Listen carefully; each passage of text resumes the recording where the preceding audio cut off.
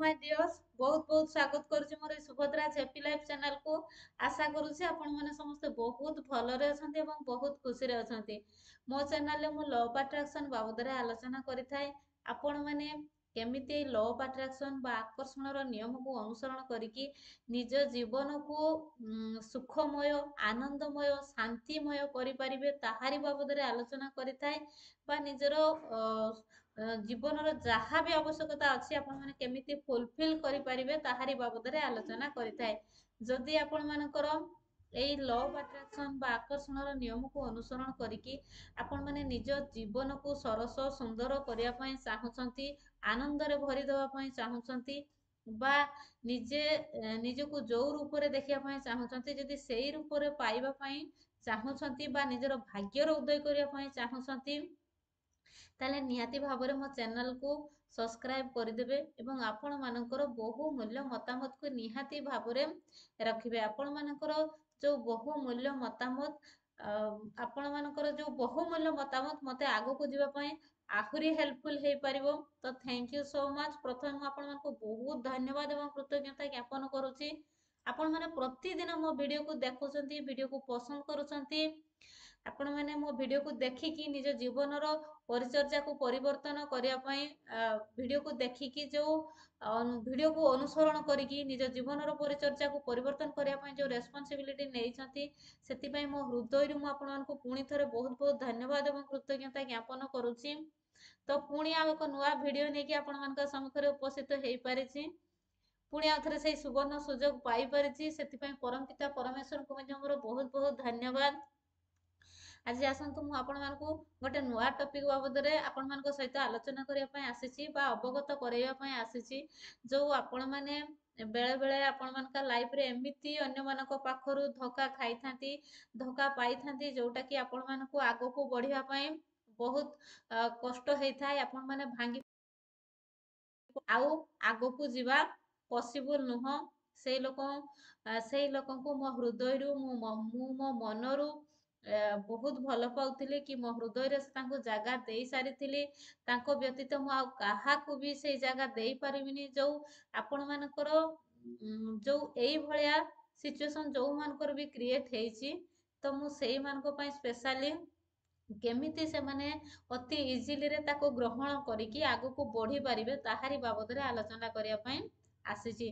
बेले बेले आपण माने देखिथिबे किछि गर्लफ्रेंड बॉयफ्रेंड को भितरे एई जो एई प्रॉब्लम क्रिएट हेइताय बा बेले बेले स्वामी स्त्री को क्षेत्र रे मध्य एई जिंस क्रिएट हेइताय बा कोनोसी भी संपर्क रे एई भलिया किछि जदि क्रिएट हेइथाय, जो माने अति हृदय रो सहकारे अति गभीर भाବରେ जणको ग्रहण करि देइथांती बा जणको सेई जागा देइथांती, जेतेले सेई लोकंको पाखरु सेमानकु दूरइबा पई पड़िथाय सेतेबेले सेमाने मानसिक भाବରେ बहुत बड़ आघात पाइथांती एवं आगो को बढ़िबा पई सेमाने असमर्थ हेइथांती बा बेले बेले देखा जाय कि सेई क्षेत्र रे आत्महत्या भली जो आत्महत्या भली जो सेटा कोन कहिबा अपराध, जोटा कि आमे जदि गोटे जीवन देई न परिबा हमकु जीवन नबार अधिकार देला किए, तो आत्महत्या भली अपराध मध्य निजे निजे से माने करि थांती।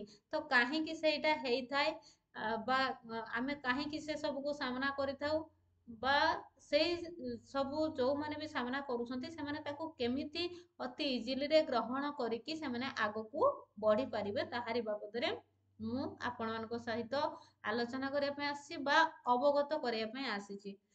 तो नेक्स्ट सेकेंड आउ गोटे मु सेकेंड कथा कहिबी कि जे बेले बेले आपण माने कहिथांती कि सेई लोक मो सहित प्रतारणा करिला, सेई लोक मते एमिति मो पाखरु एते टंका लुटी नै गला कि मते एई भलिया से एमिति तांको पाई मु आज एई जागा रे सड़ी होउची कि आपनकर जो अन्य मानको पाई कंप्लेन थाए आपण माने जो कहिथांती कि तांको पाई मो जीवन रे एमिति हैला, तांको पाई मु आज एई जागा रे मु एमिति भाबरे मु आगो को बढ़ी पारुनी, सेई लोक पाई जो आपण माने बारंबार अन्य मानको दायी करिथांती निजरो कारण पाई काहे कि हेइथाय सेई जिंस मु आज आपण मानको अवगत करेबी। जेतेबेले आपण माने जानि परिबे सेई जिंस सेतेबेले आपण माने निहाती भाବରେ अति सरल सहजरे निज जीवन को नेकी आगो को पुणी आउ थरे बढ़ी पारिबे।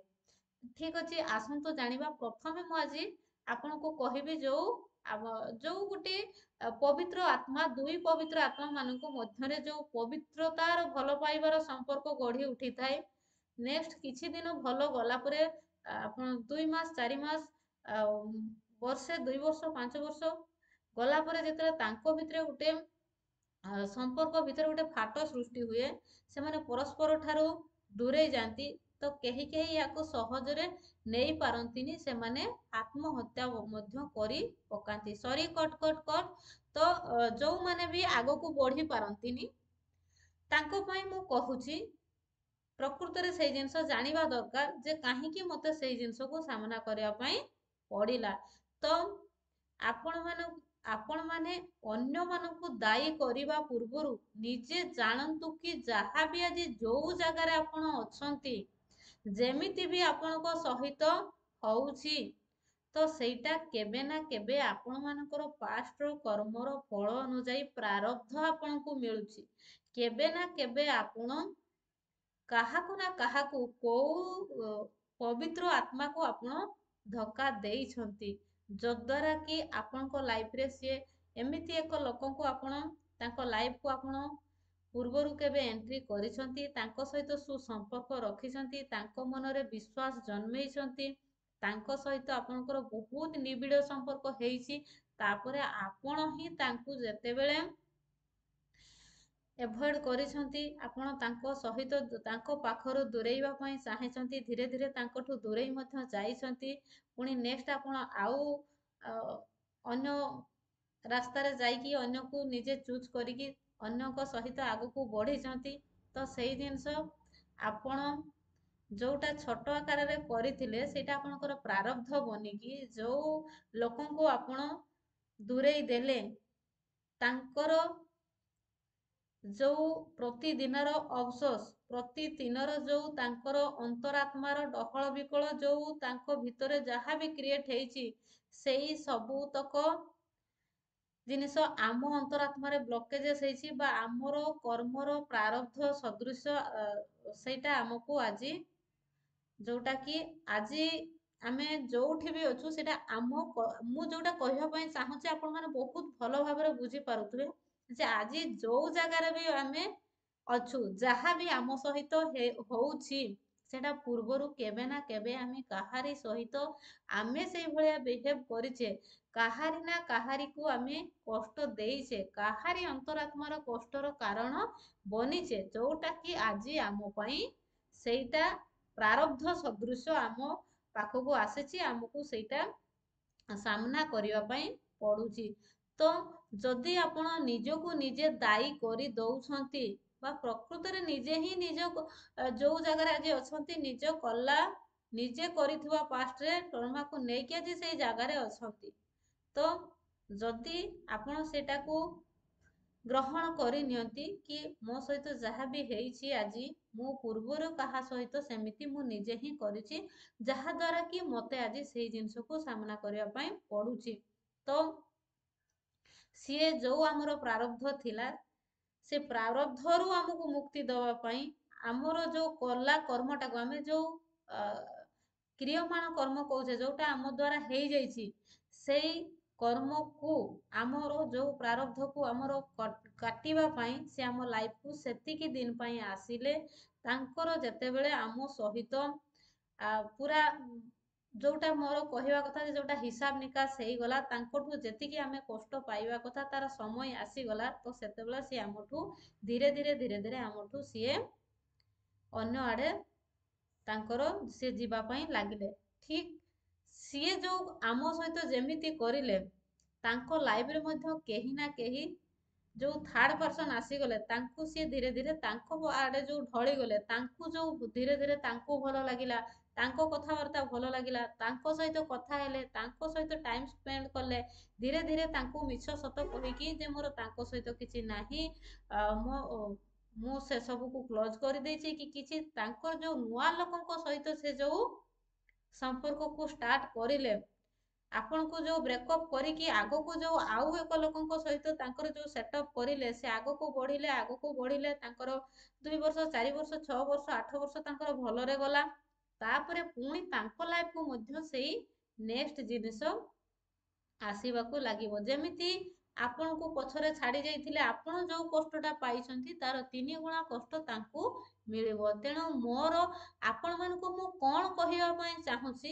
ଆପଣମାନେ ବହୁତ ଭଲ ଭାବରେ ଜାଣିପାରୁଥିବେ ଯେ ଆମେ ଏମିତି କାହାକୁ ଠକିକି କାହା ଜୀବନକୁ ଯଦି ପ୍ରବେଶ କରି ଯାଉଛେ, ତାକୁ ଯଦି ଆମେ ଭଲ କଥା ଭଲ ଏପଟ ସେପଟ ଯାହାବି ତାଙ୍କ ମନକୁ ପାଇଲା ଭଳିଆ କଥା କହିକି ତାଙ୍କ ହୃଦୟକୁ ଜିଣିକି ଯଦି ଆମେ ତାଙ୍କ ହୃଦୟରେ ତାଙ୍କ ତାଙ୍କୁ ତାଙ୍କ ହୃଦୟରେ ଆମେ ବସା ବାନ୍ଧି ପାରୁଛେ, ନେକ୍ସଟ ସେଇ ଲୋକଙ୍କୁ ପୁଣି ଆମେ ଛାଡୁଛେ, ତାହେଲେ ଆପଣ ମାନେ ଏତିକିଟା ସତର୍କ ହୁଅନ୍ତୁ କି ଯେ ଯଦି ମୁଁ କାହା ସହିତ କାହା ମନ ହୃଦୟକୁ ନେଇକି ମୁଁ ସେଇଭଳିଆ କରିଲି, ମୁଁ ତାଙ୍କୁ ପ୍ରକୃତରେ ଯଦି ଭଲ ନ ପାଇକି ତାଙ୍କ ସହିତ ଆଜି ମୁଁ ସେଇଭଳିଆ ଛଳନା କରିଲି, ତ ଭବିଷ୍ୟତରେ ମଧ୍ୟ ମୋ ସହିତ କେହି ଛଳନା ସେମିତି କରିବେ। ତେଣୁ ଆପଣଙ୍କୁ ଦୁଇଟା ଏଠି ପଜିଟିଭ ଆପଣଙ୍କୁ ଯୋଉ ପଜିଟିଭ ର ଆପଣଙ୍କୁ ବାଟ ଯୋଉ ଦୁଇଟା ମୁଁ ଆପଣଙ୍କୁ କହିବା ପାଇଁ ଚାହୁଁଛି, ବା ପଜିଟିଭ ର ଯୋଉ ରାସ୍ତା ଯୋଉଟା କି ଆପଣ ଚାହିଁବେନି କେବେ ଭବିଷ୍ୟତରେ ସେଇଭଳିଆ ଆପଣଙ୍କ ସହିତ ହଉ ବୋଲି। ତ ଯଦି ଗୋଟେ ଜିନିଷ ଆପଣ ଜାଣିବାକୁ ପାଉଛନ୍ତି ଯେ ମୁଁ କେବେ ନା କେବେ ସେ ଜିନିଷ କରିଛି ଯଦ୍ୱାରା ଆଜି ମତେ ସେଇ ସବୁକୁ ସାମ୍ନା କରିବା ପାଇଁ ପଡୁଛି। ଗୋଟେ ଜିନିଷ ହେଲା ଆପଣ ନେକ୍ସଟ ଟାଇମ ଆଉ ଗ୍ରହଣ କରିନେବେ ଯେ ନା ମୋର ହିଁ କର୍ମ ପ୍ରାରବ୍ଧ କର୍ମର ଫଳ ମତେ ମିଳିଲା, ତେଣୁ ମତେ ସେତିକି ଦିନ ମୋ ଲାଇଫ ପାଇଁ ସେ ଆସିଥିଲେ, ମୁଁ କେବେ ନା କେବେ ସେଇଭଳିଆ କର୍ମ କରିକି କାହାକୁ ମୁଁ ପ୍ରତାରଣା କରିଥିଲି, ସିଏ ମଧ୍ୟ ମତେ ପ୍ରତାରଣା କରିଲେ, ତେଣୁ ତାଙ୍କୁ ଛାଡିକି ମତେ ଆଉ କାହାକୁ ଗ୍ରହଣ କରିକି ତାଙ୍କୁ ନେଇକି ମତେ ଆଗକୁ ବଢିବା ପାଇଁ ପଡିବ। ଏମିତି ଚିନ୍ତାଧାରା ଯଦି ଆପଣଙ୍କ ମନ ଭିତରେ ଆସୁଛି, ତାହେଲେ ବହୁତ ଶୀଘ୍ର ଆଗକୁ ଆପଣ ଆଉ ଯୋଉ କହୁଥିଲେ କି ମୁଁ ତାଙ୍କ ପାଇଁ ବଞ୍ଚି ପାରିବିନି, ସିଏ ମୋ ଲାଇଫରେ ମୁଁ ତାଙ୍କୁ ମୋ ହୃଦୟରେ ଜାଗା ଦେଇଥିଲି, ତାଙ୍କ ବିନା ମୁଁ ବଞ୍ଚି ପାରିବିନି, ମୁଁ ବଢି ପାରିବିନି ଆଗକୁ, ତ ଏଇ ଯୋଉ ଆପଣ କହି ଚାଲୁଥିଲେ ବା ନିଜକୁ ସେଇଭଳି ଆପଣ ବୁଝେଇ ଦେଇଥିଲେ ଯେ ମୁଁ ତାଙ୍କ ବିନା ମୁଁ କିଛି ନୁହେଁ, ତ ମୋର ଆପଣମାନଙ୍କୁ ବୁଝେଇବାର ଅଛି ଯେ ମୁଁ ବୁଝେଇବା ପାଇଁ ଚାହୁଁଛି ଯେ ଯେ ଆପଣ ଯୋଉ ଅନ୍ୟକୁ ଯୋଉ ହୃଦୟରେ ବସେଇଥିଲେ, ସିଏ ଆପଣଙ୍କୁ ଅଧାରେ ଛାଡିକି ଗଲେ, ତ ସେଇଟା ଆପଣ ଚିନ୍ତା କରନ୍ତୁ ଯେ ମୋର ପ୍ରାରବ୍ଧ କର୍ମର ଫଳ ମୋର ଭୋଗିବାର ଥିଲା, ଯଦ୍ୱାରା ସେ ସେତିକି ଦିନ ପାଇଁ ଆମ ପାଇଁ ମୋ ପାଇଁ ଆସିଥିଲେ, ତାପରେ ତାଙ୍କର କାର୍ଯ୍ୟକାଳ ସରିଗଲା, ସେ ଆଗକୁ ତାଙ୍କର ଆଉ କାହାକୁ ନେଇକି ବଢିଲେ। ତ ଯଦି ଆପଣ ନିଜକୁ ଦାୟୀ କରୁଛନ୍ତି ନିଜ କର୍ମର ଫଳ ବୋଲି ଭାବୁଛନ୍ତି, ତାହେଲେ ଆପଣ ନେକ୍ସଟ ଟାଇମ ଏଇ ଜିନିଷ କେବେ କରିବେନି, ଆଗକୁ ଆରାମସେ ବଢି ପାରିବେ ଯେ ମତେ କାହାରି ସହିତ ଆଗକୁ ବଢିବା ପାଇଁ ଅଛି। ଇଜିଲିରେ ଆପଣ ନିଜ ଜୀବନକୁ ସହଜରେ ଆଗକୁ ବଢେଇ ନେଇ ପାରିବେ। ଗୋଟେ କଥା ହେଲା ଆପଣ ସହଜରେ ସେଇ ଜିନିଷକୁ ଭୁଲିକି ବଞ୍ଚି ପାରିବେ।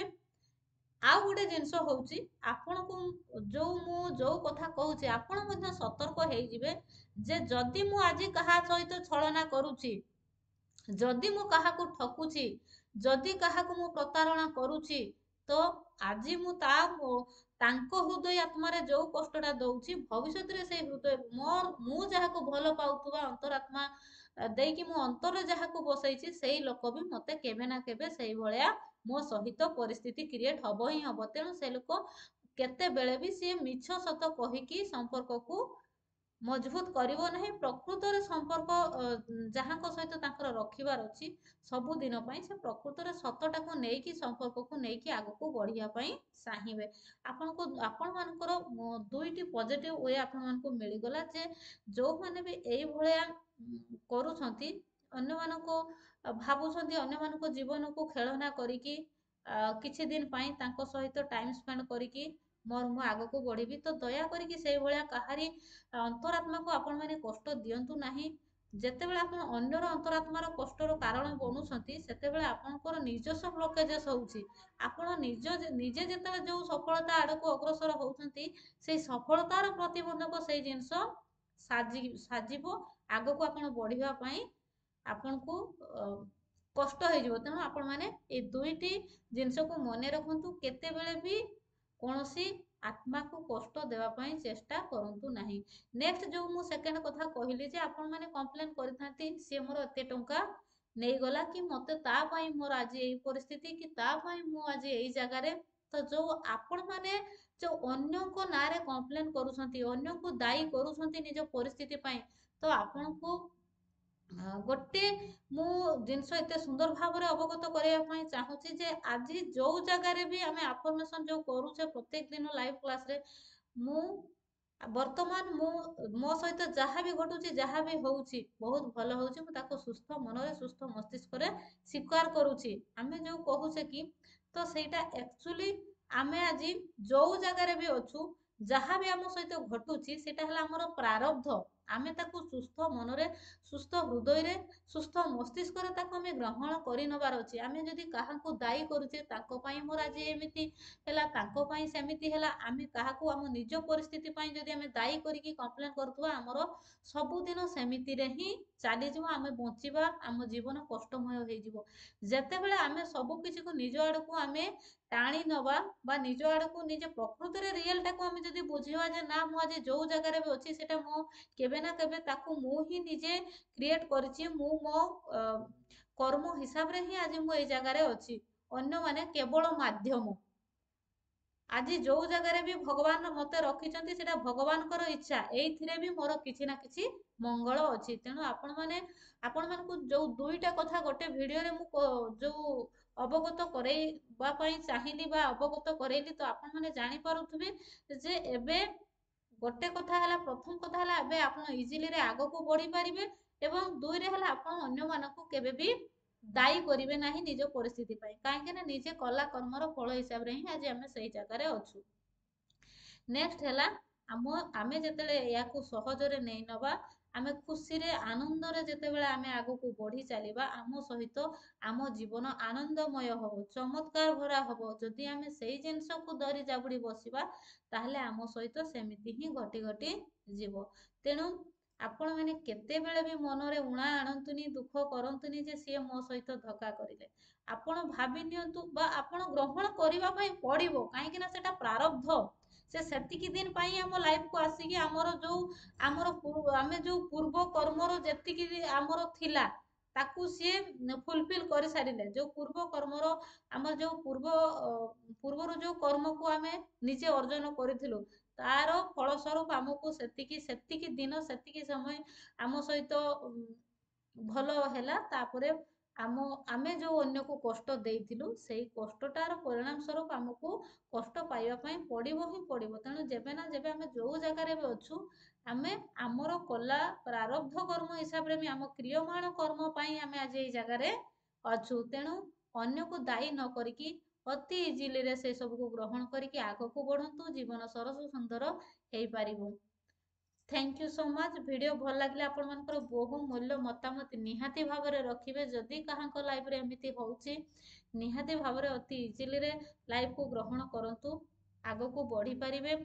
ଆପଣମାନଙ୍କର ବହୁମୂଲ୍ୟ ମତାମତକୁ ରଖିବେ। ଆପଣଙ୍କର ଛୋଟ ମତାମତରେ ମଧ୍ୟ ମୋତେ ବହୁତ ଆଗକୁ ବଢିବାରେ ସାହାଯ୍ୟ କରିବ। Thank you so much. ଆପଣମାନଙ୍କୁ ବହୁତ ବହୁତ ଧନ୍ୟବାଦ। ଯଦି ଏମିତି କାହା ଲାଇଫରେ ହେଇଛି, ଆପଣ ତାକୁ ପଛକୁ ଛାଡିକି ଆଗକୁ ବଢିବା ପାଇଁ ଚେଷ୍ଟା କରନ୍ତୁ। Thank you so much. ଧନ୍ୟବାଦ। ଯଦି ଅଧିକ ଜାଣିବା ପାଇଁ ଚାହୁଁଛନ୍ତି ଲ ଅଫ୍ ଆଟ୍ରାକ୍ସନ୍ ଉପରେ ବା କ୍ଲାସ୍ କରିବା ପାଇଁ ଚାହୁଁଛନ୍ତି, ନିହାତି ଭାବରେ ମୋ ନମ୍ବରକୁ SMS କରିବେ। ମୋ ନମ୍ବର ହେଉଛି 9337984063, 9337984063। Thank you so much.